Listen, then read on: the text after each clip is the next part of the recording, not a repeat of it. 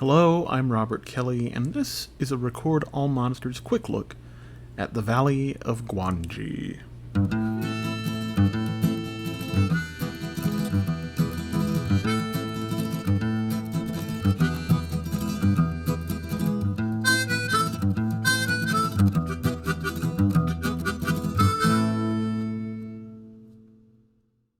Last week, we looked at The Mighty Gorga, one of the only American-made giant monster movies from the late 60s. And it wasn't very good. Now, y'all know me. Know how I make a living. I don't really consider quote-unquote big animal or nature-run-amok films to be giant monster movies, so I don't cover them in full episodes. And dinosaur movies are usually some kind of combination of both. But I do make a point of making sure the important and trend-setting ones do get looked at. And that's what we've got on our hands today. The Valley of Gwangi has its roots all the way back in our first episode's feature, King Kong. That film's special effects wizard and Record All Monsters alumnus Willis O'Brien had proposed a film called The Valley of the Mists to his bosses at RKO, in which a group of cowboys discover a living Allosaurus and make it the centerpiece of their Wild West show. It escapes, wreaks havoc on the show's lions, and goes on a rampage before being pushed off of a cliff by one of the cowboys in a truck. If any of that sounds familiar, it's because Valley of the Mists wound up being split into a few projects over the next few years.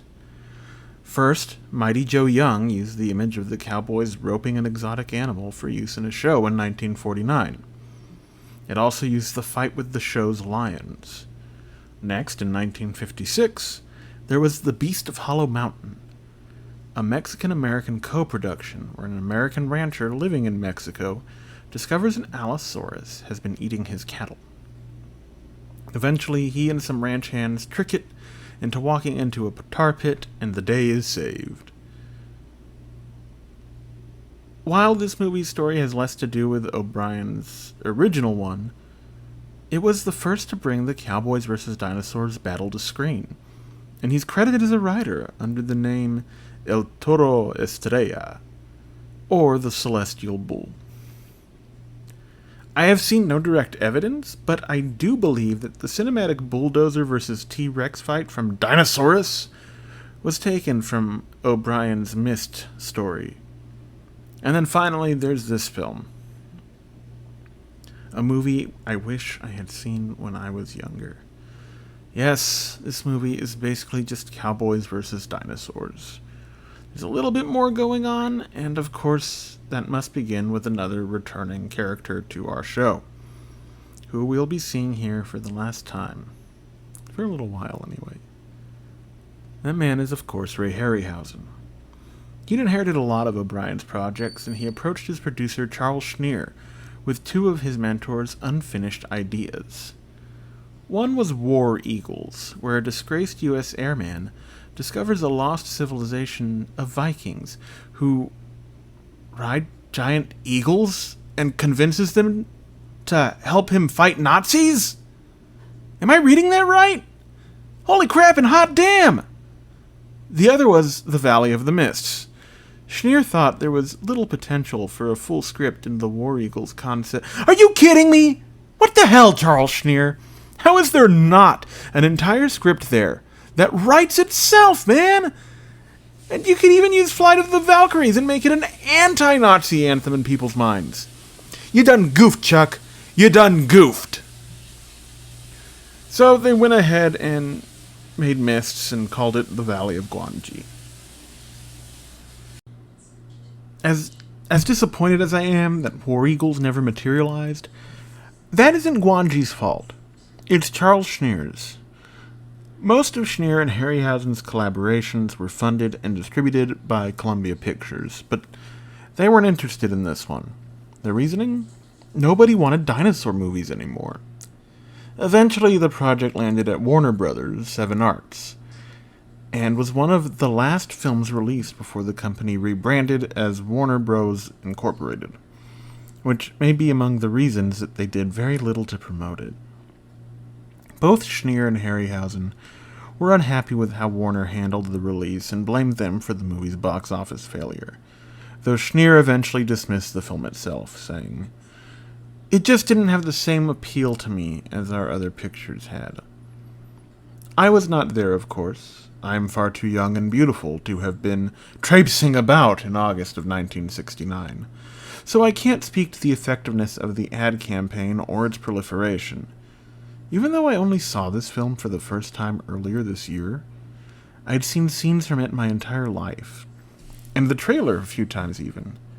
It was especially present in VHS trailer and highlight compilations with titles like Godzilla, King Kong, and highlights from other dinosaur movies, some of which you can find on YouTube, Amazon Prime, and other eclectic streaming services. They're usually a pretty good time. When I watched this movie for the first time, I was sitting with Courtney, and I felt myself reverting closer and closer to my 6-year-old personage with every scene. Cowboys and dinosaurs are two of the most primal and fascinating images for young kids, and I've loved both for my whole life. To see them brought together in a movie that's so entertaining and lighthearted was a long-held childhood dream come true. Near the end of it, I turned to Courtney and said, "Do you know who would love this movie?" Me.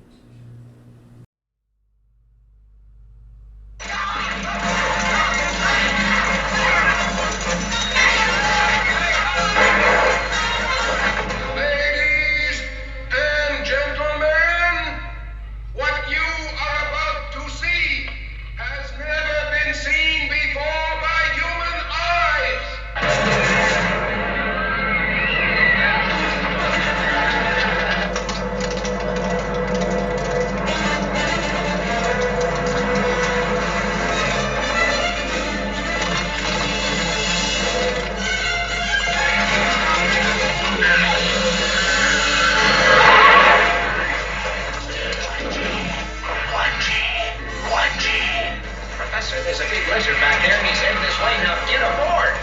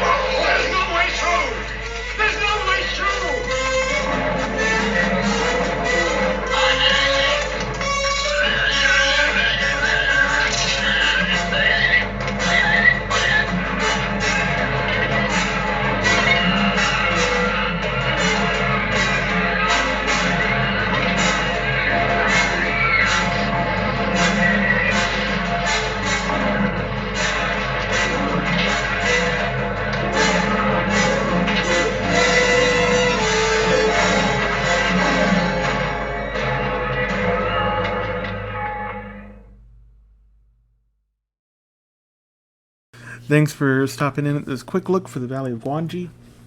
And I'm still hard at work on our Godzilla's Revenge episode. That should be out next week. In the meantime, I'll be on Monster Kid Radio this week. I think that's coming out today. If it didn't come out last night, then it's coming out today or tomorrow. This weekend, you can hear me talk about Santo, Blue Demon y Mil Máscaras in El Misterio en las Bermudas. It's one of my favorite luchador movies, and you can find out why on Monster Kid Radio. We have a Patreon. We're working on a new website, maybe. We'll see how it goes. And if that does change, I will update that.